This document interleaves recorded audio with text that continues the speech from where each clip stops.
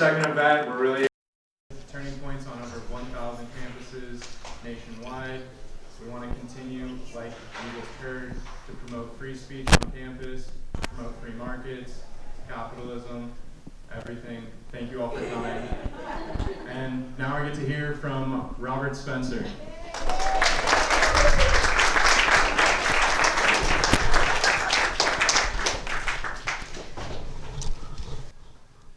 A few years ago, Barack Obama went to Cairo and he spoke at Al-Azhar, which is the foremost institution in Sunni Islam.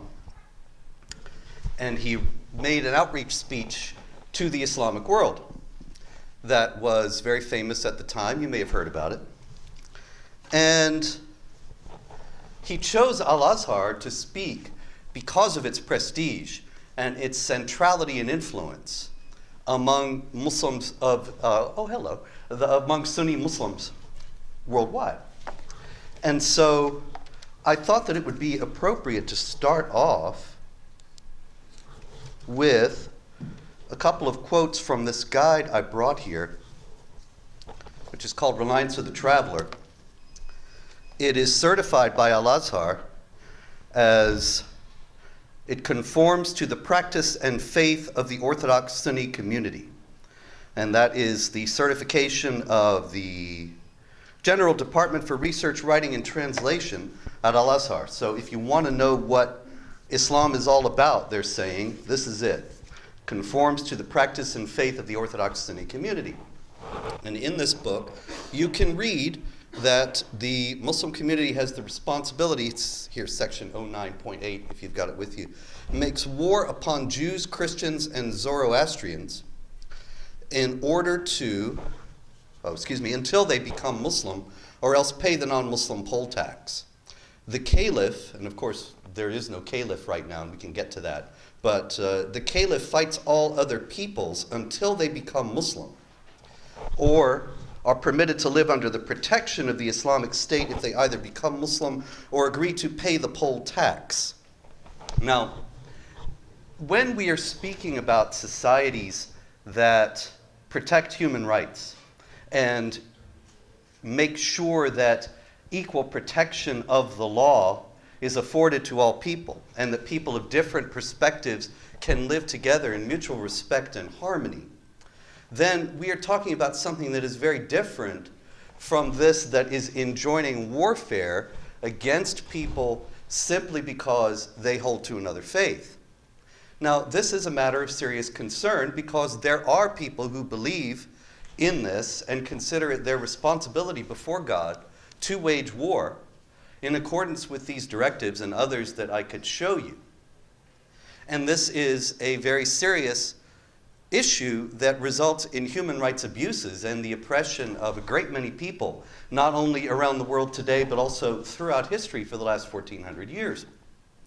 One of the odd and paradoxical things about the public discourse today is that this kind of issue cannot be discussed without claims or charges that the people who note this are actually the villains. And I'm sure that some of you think that here tonight, that people who call attention to these doctrines of warfare and oppression, which I will detail at greater length in the next few minutes, are actually the villains, and that the people who actually hold to the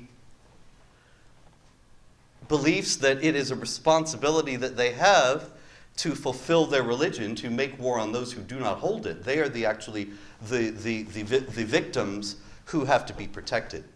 It's an odd and paradoxical situation. It's testimony actually to the power of propaganda. And I hope that we can have a discussion about it tonight, that takes account of the realities of the situation that I think are scanted all too often, particularly on university campuses today. What we have is, obviously, if this is written in this book, and this is certified by this highest authority in this religious tradition, then we're going to have some of the people, not all of them to be sure, but some of the people in this religious tradition believing that they must do these things. And then we look out in the world and we see that that is what's happening. There are people who are acting in this way. And so is it wrong to take note of that and wrong to oppose it in the name of the freedom of societies in which people do live together in mutual respect and harmony without one group trying to conquer or gain hegemony over the other? Can we talk about that? Because, of course, it's not only that book either. I also brought the Quran, the holy book of Islam. Now, of course, the Quran is in Arabic, and it can't really be translated. According to Islamic teaching, it's not really the Quran if it's not in Arabic. But there are translations that are made for Muslims, by Muslims, so that Muslims who don't speak Arabic, which are most of the Muslims in the world today, can understand what the holy book says. And so I was actually, 10 years ago, I was in London, and I did what any American tourist does in London. I toured the local mosques. And in one of them, the Finsbury Park Mosque, I was given this copy of the Quran, and it says, "Towards understanding the Quran," which is an acknowledgement in itself that the Quran cannot be translated. This is just the meaning of it. It's a way to understand it. And it is a translation written by Muslims in order to help their fellow Muslims gain an understanding of the holy book. Now, what's interesting is this was the Finsbury Park Mosque that I was in. Some of you may have heard of it. It was notorious a few years ago because there was an imam there, Abu Hamza al-Masri, who is now in prison for trying to start an al-Qaeda training camp in Bly, Oregon. Anybody here from Bly, Oregon? No?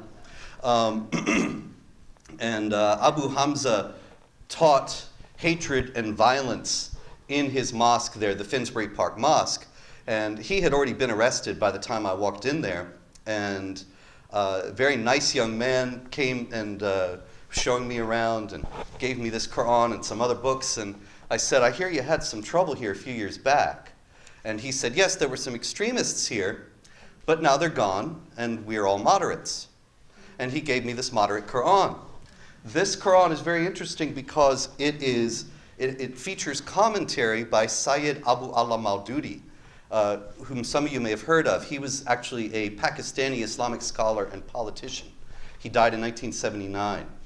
And he's the founder of Jamaat-e-Islami, which has been in the news quite a bit recently, calling for jihad against India and trying to increase the tensions that are already quite high between India and Pakistan. He's the founder of that party. So some of you may say, well, then he's obviously an extremist.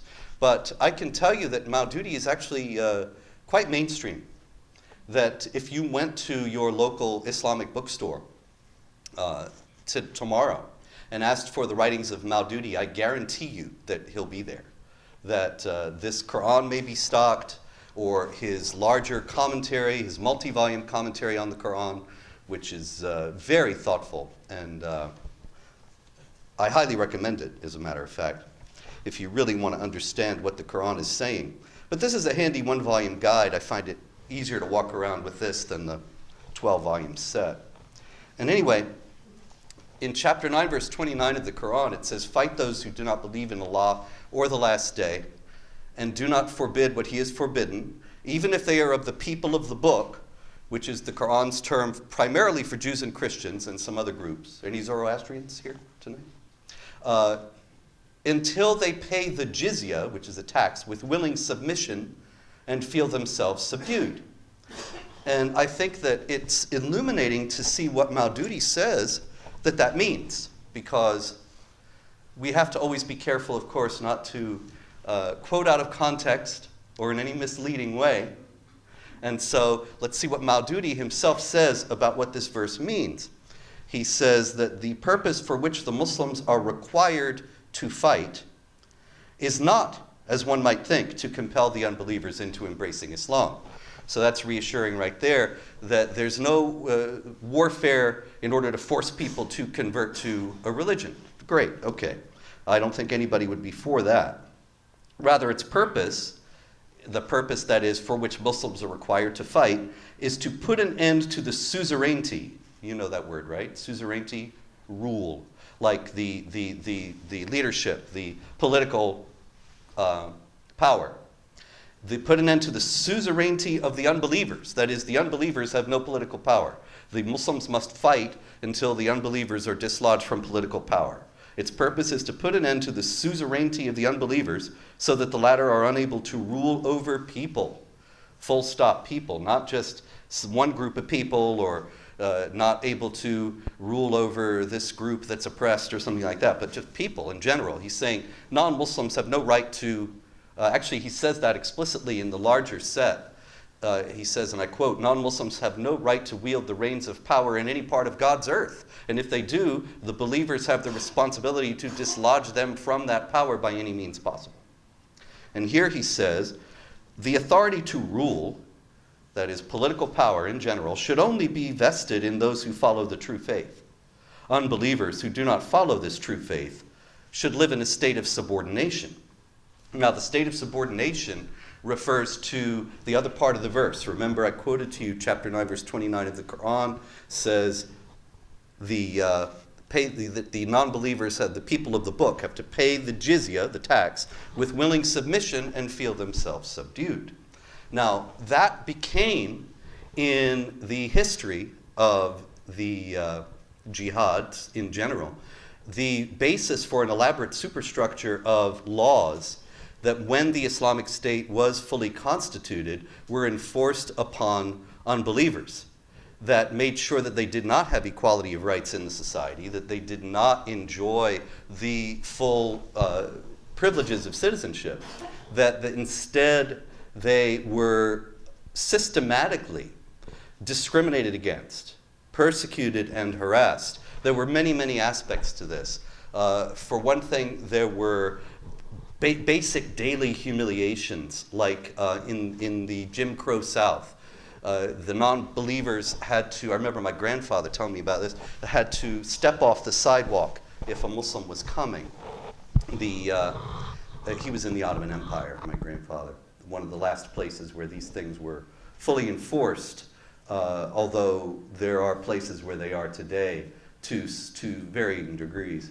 But in any case, it wasn't just that. It was also that they could not build new houses of worship or repair old ones. And we're talking about communities that were identified by their religion. That was the primary constituting element of their identity.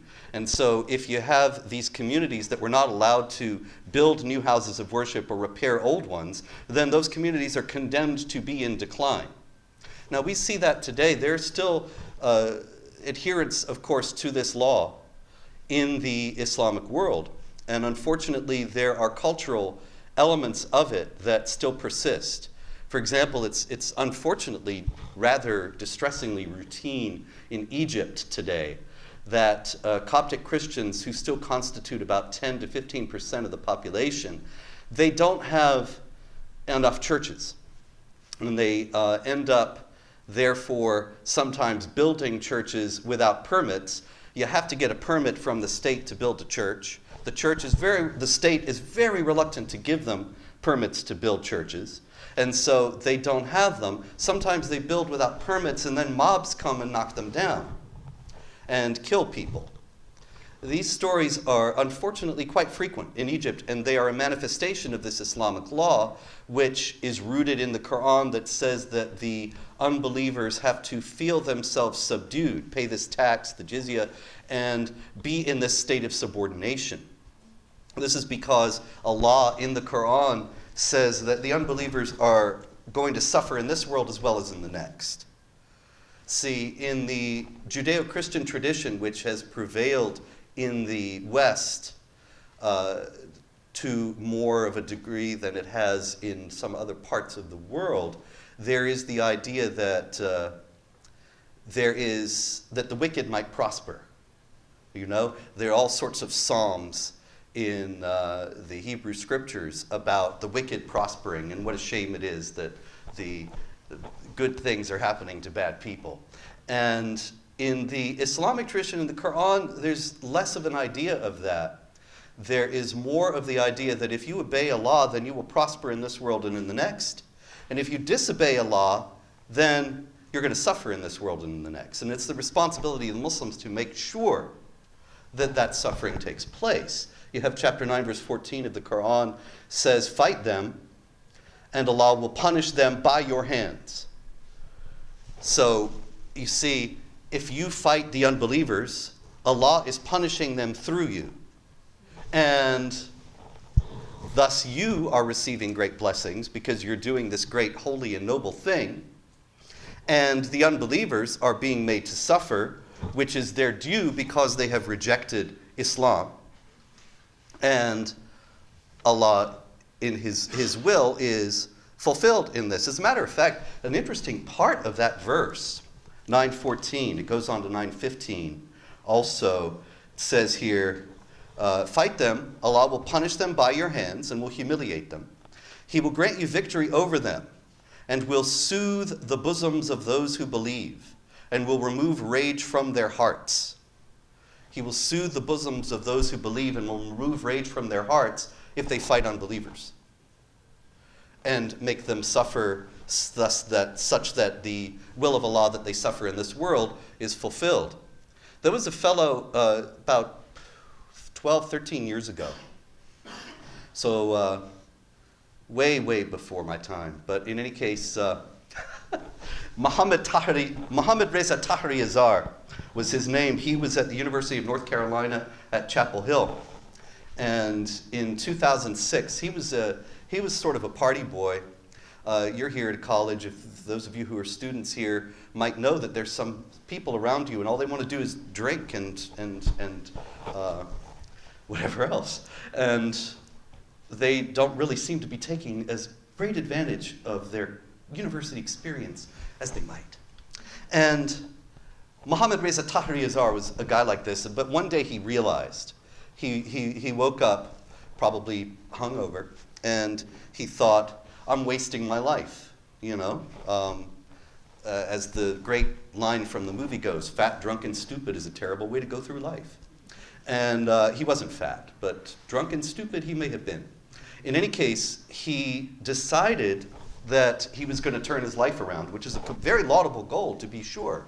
And because he was Iranian and had come from a Shiite Muslim family, although he was not at all religious, he thought that he's going to recover a sense of his religious obligations.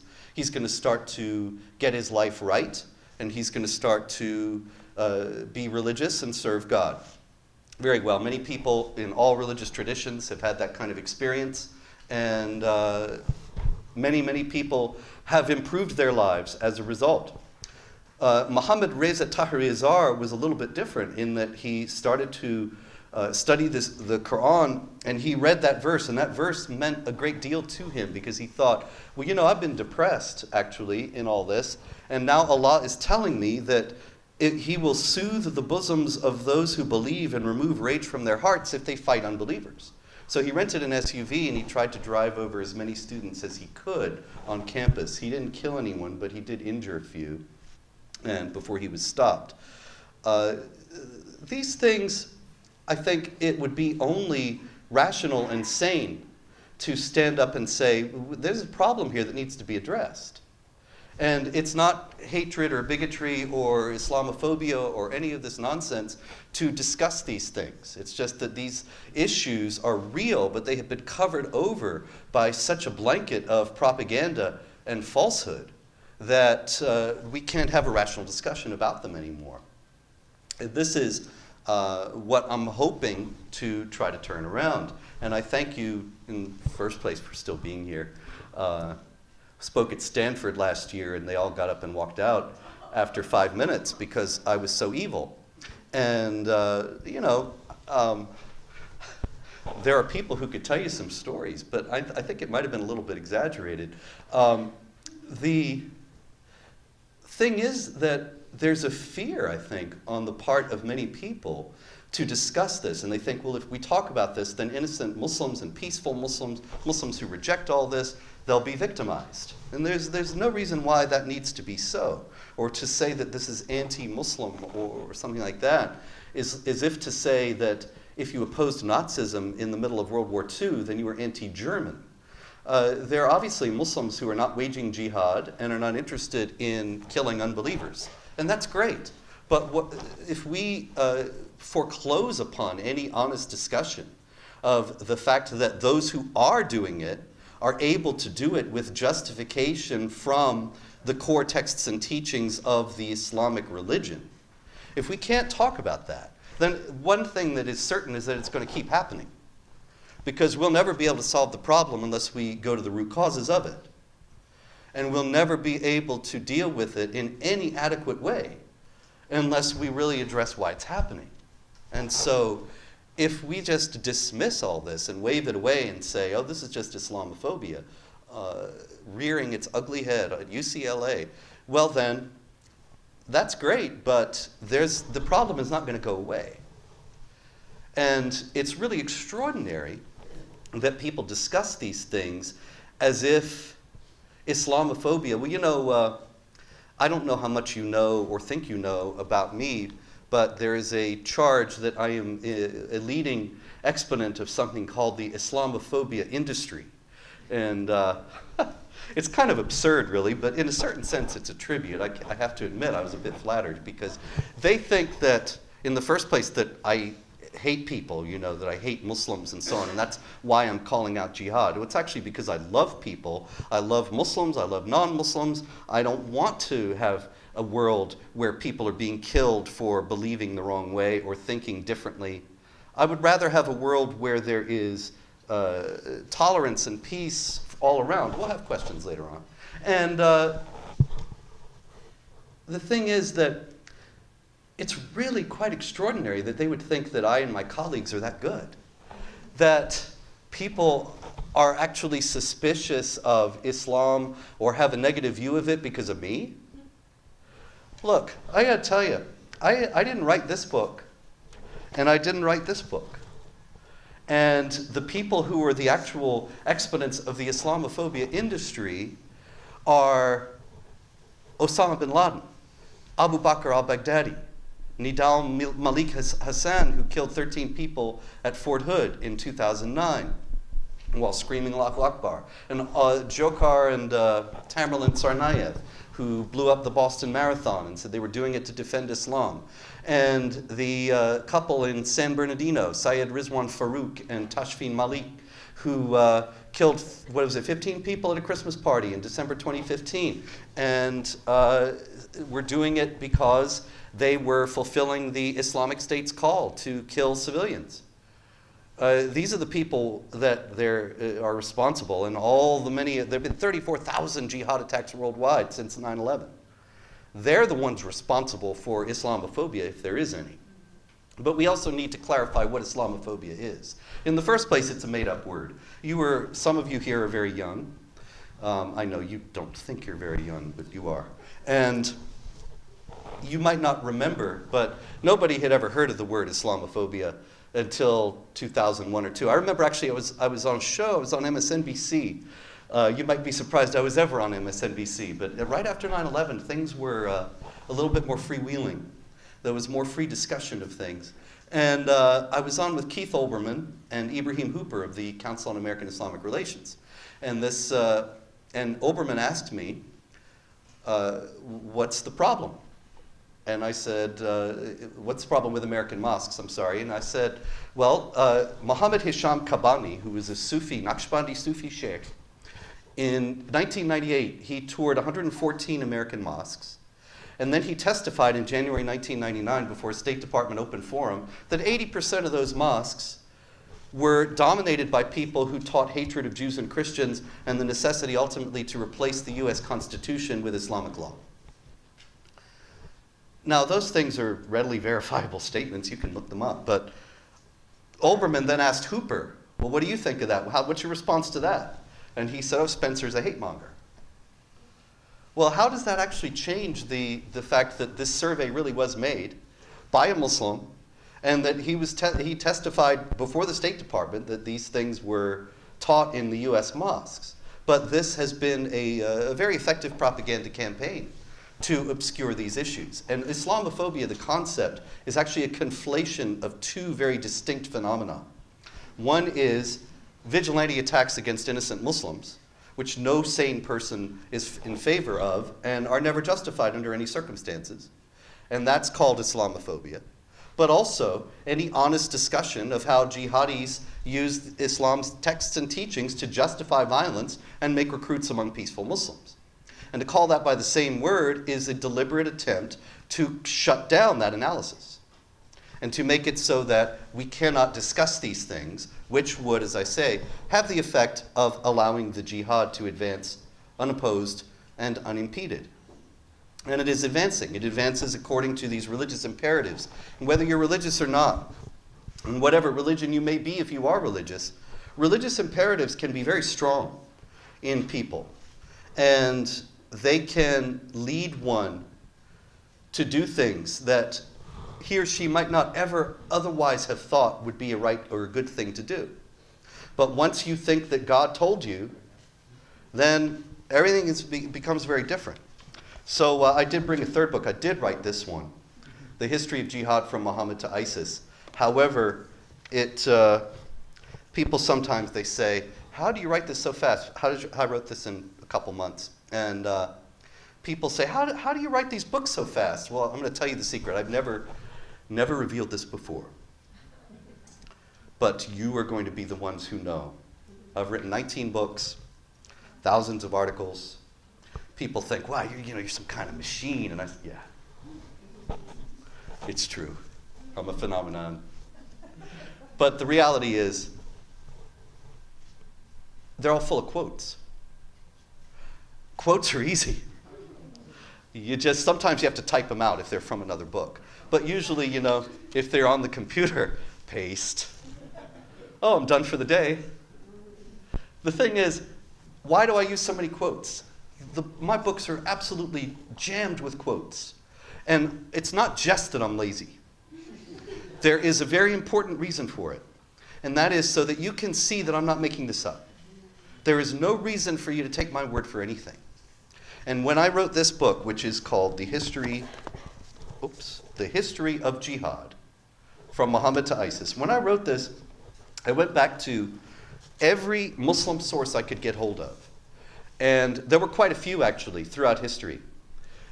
Because a lot of the emperors, particularly the Muslim emperors in India, the Mughals and others, they had court historians. You know court historians? Court historians are a great invention.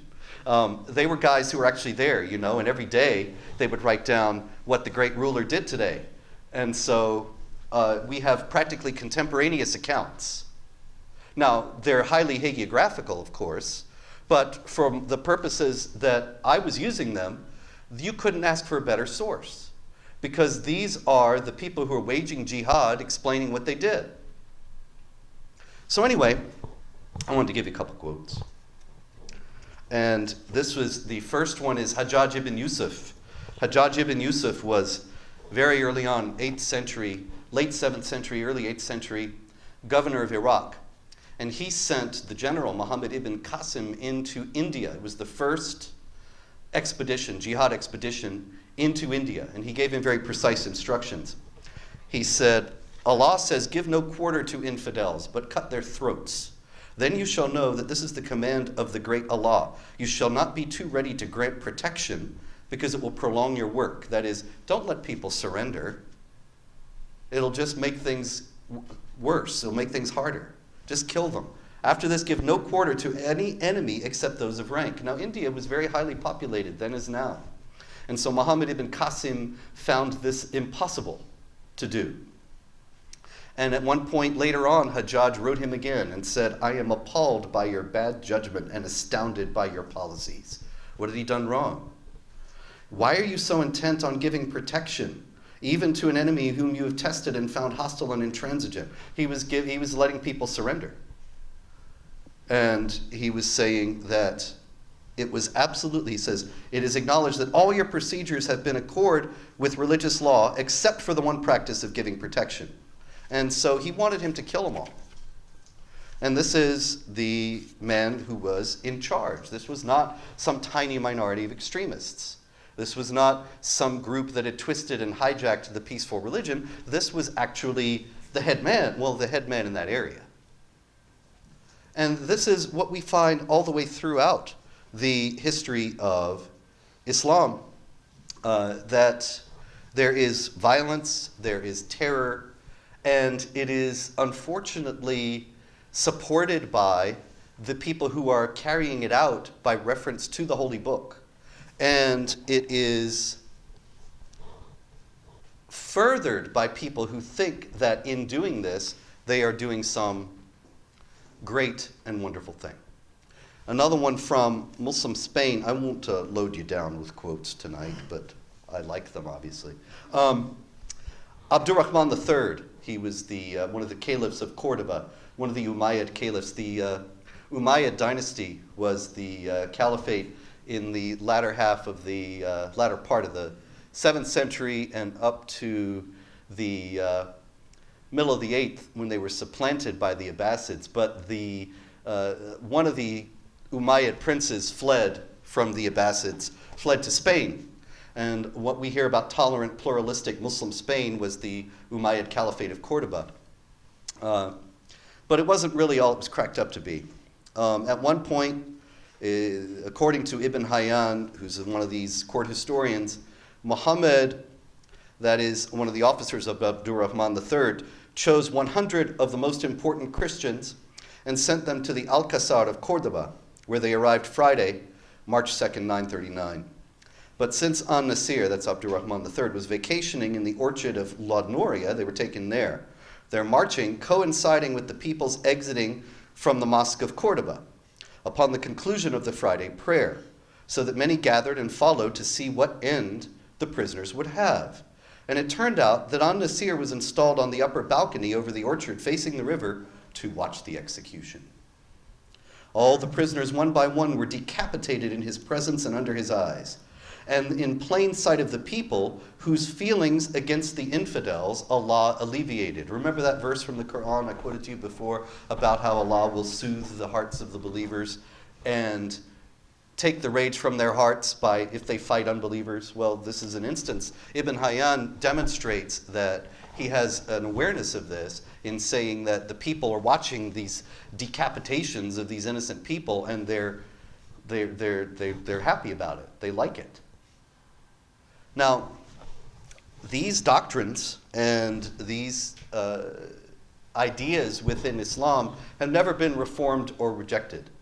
A lot of people talk about Islamic reform and the possibility of it nowadays, or the need for it nowadays, what have you. There have been many reforms in Islam. Actually, if you read the book, The History of Jihad, you will encounter many Islamic reformers. And one of the things that reformers do, if you have studied, for example, the Reformation in Europe, the split in Western Christianity in the 16th century, you know that what reformers do is that they claim to restore the original pristine purity of the thing, whatever it is they're reforming. They're getting back to the basics. They're going to clear away all the extra accretions that have gotten in, and they're going to get back to what it's really all about.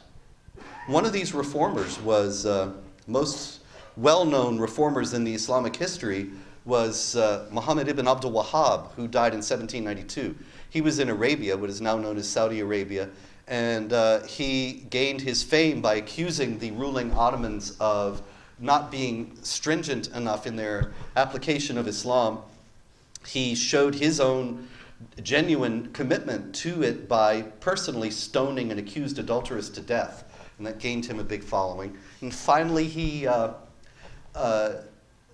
waged war. He was able to gain the support of one of the local chieftains, whose name was Ibn Saud, and together they waged war, and ultimately they were able, the Saudis, as they came to be known, were able to kick the Ottomans out. And they claimed that they were the exponents of the real Islam, that it was cleared away of all the things that had come in that were not true Islam. And Wahhabism is famous for being more virulent and more violent than other forms. And so this, of course, was the motivating ideology behind the 9/11 hijackers. 15 of the 19 of them were Saudis, they had grown up imbibing Wahhabi Islam, and they believed that they had a divine responsibility to wage war against unbelievers. And they did. And so this is a problem that is still very much with us. It is a problem that is deeply rooted within the texts and teachings of Islam. We can be very grateful and very glad and acknowledge the fact readily that many, many Muslims, indeed most, will never wage jihad against unbelievers. But this does not change the fact that the jihadis make recruits among peaceful Muslims by pointing to the Quran and to the other the teachings of Muhammad and to Islamic tradition and history. And so, if we cannot talk about this, then one thing is certain: it will continue.